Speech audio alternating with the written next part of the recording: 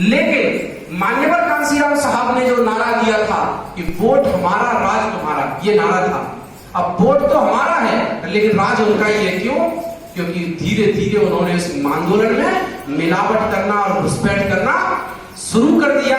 और जैसे ही घुसपैठ और मिलावट हुई, वो धीरे धीरे धीरे धीरे आंदोलन कमजोर होना शुरू हो गया। अगर हम वो घुसपैठ को रोक लें, घुसपैठ को नहीं, इसको मैं आपको एक और चीज बताता हूं। हमने जो कैडर को डिजाइन किया है वो कोई भी बात अपनी तरफ से नहीं बताई, हमने कुछ भी अपनी तरफ से कैडर में नहीं जुड़ा है। और ये कैडर भी नहीं है, एक समझाने का तरीका है। हमारा जो कैडर है, जो हमारी व्यवस्था है, वो तथागत बुद्ध के सिद्धांत पर है। बुद्ध ने संसार में 4 कारण बताए थे। क्या बताया? पहला उन्होंने बताया कि संसार में दुख है। दूसरा उन्होंने बताया कि दुख का कारण है। और तीसरा उन्होंने बताया कि दुख का कारण है तो उसका कोई ना कोई निवारण जरूर है। और बोले अगर निवारण है तो उस निवारण का कोई ना कोई रास्ता जरूर है। तो ये 4 चीजें तथागत बुद्धा ने बताई। लेकिन बाबा साहब ने 4 तो बताई, एक और एक्स्ट्रा बताई, 5वीं। और वो क्या थी? 22 प्रतिज्ञाएं। 22 प्रतिज्ञाएं।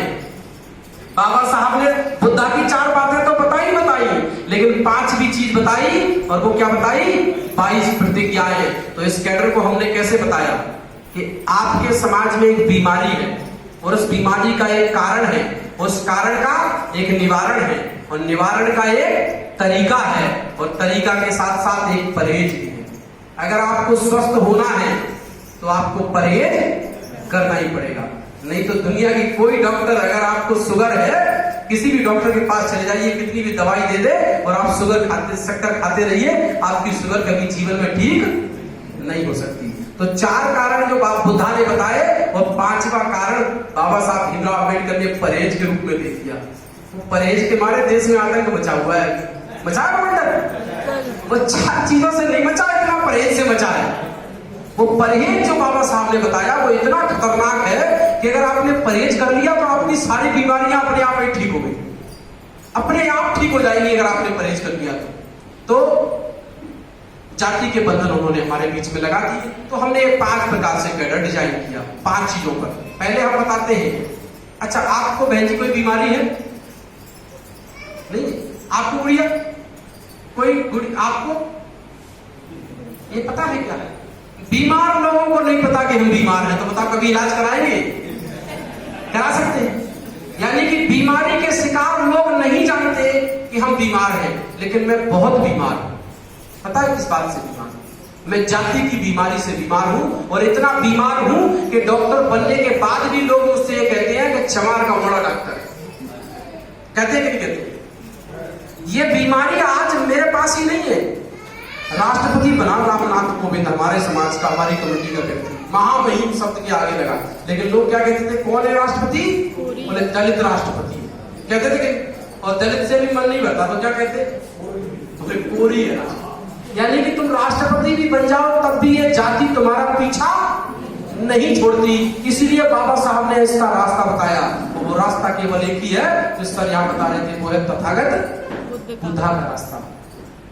तो उसके बाद मान के चलो आप राष्ट्रपति बन गए और रिटायर हो गए, रिटायर के बाद आप अमेरिका चले जाओ, तो फिर क्या कहेंगे? वो व्यक्ति जो कोली जमात जाति में पैदा हुआ और राष्ट्रपति बन गया था, वो अमेरिका चला गया और वहां मर जाओ, तो फिर क्या कहेंगे? अरे वो आदमी जो कोली जाति का था, वो राष्ट्रपति बन गया था, वो अमेरिका चला गया और वहां पे जाकर वो कोली मर गया, वो जाकर मर गया, वो बालवी मर गया। यानी कि मरने के बाद भी ये जाति आपका पीछा नहीं छोड़ती। हमारा जो भी अपमान होता है काहे के वजह से होता है? जाति की वजह से होता है। यानी कि सबसे बड़ी बीमारी हमारी क्या है? जाति। अगर आपको मान के चलो मुझे कैंसर हो जाए तो क्या गारंटी है कि मेरे बेटे को भी कैंसर होगा? कोई गारंटी नहीं है। ये जो जाति की बीमारी है, ये इतनी खतरनाक बीमारी है कि आपको हुई, आपके पिता को हुई, पिता के पिता को हुई, आपके बेटे को हुई और आपके नाती को हुई। जब तक पीढ़ियां चलती रहेगी, आप बुद्धा के रास्ते को स्वीकार नहीं करोगे, तब तक आपकी ये जाति की बीमारी आपका पीछा नहीं छोड़ेगी। छोड़ेगी क्या? और ये सबसे ज्यादा अगर हमारा अपमान किसी की वजह से होता है तो क्या की वजह से होता है? और कई लोग कहते हैं जाति पे गर्व करो। वो अलग ही प्रकार के लोग हैं। अरे भैया, जाति बनाई काहे के लिए गई है? अपमान करने के लिए, नीच बनाए रखने के लिए जाति बनाई गई है। और उस पर तुम गर्व करोगे तो नीच चीज पे गर्व करोगे तो क्या कहलाओगे? नीच ही कहलाओगे। भैया, नीच चीज पे गर्व करोगे तो नीच कहलाओगे। तो जाति उन्होंने बनाई इसलिए है कि जिससे आप उनके गुलाम बने रहे। अगर हम अपनी गुलामी से आजादी चाहते, अगर हम चाहते हैं कि इस देश में हमको आजादी मिले और हमारे आने वाली पीढ़ियां आजाद पैदा हो, तो क्या करना पड़ेगा? जाति को नष्ट करना पड़ेगा। और जाति को नष्ट करने का एक ही तरीका है, वो बाबा साहब कहकर गए हैं कि जाति आप जिस धर्म में हो उस धर्म में रहकर कभी समाप्त नहीं हो सकती। वो क्या कहते हैं कि इनके धर्म शास्त्रों को डायनामाइट लगाकर उड़ाना पड़ेगा, तो इसमें कोई सुधार की गुंजाइश है, नहीं तो कोई सुधार की गुंजाइश नहीं है। तो दूसरा कौन सा रास्ता है?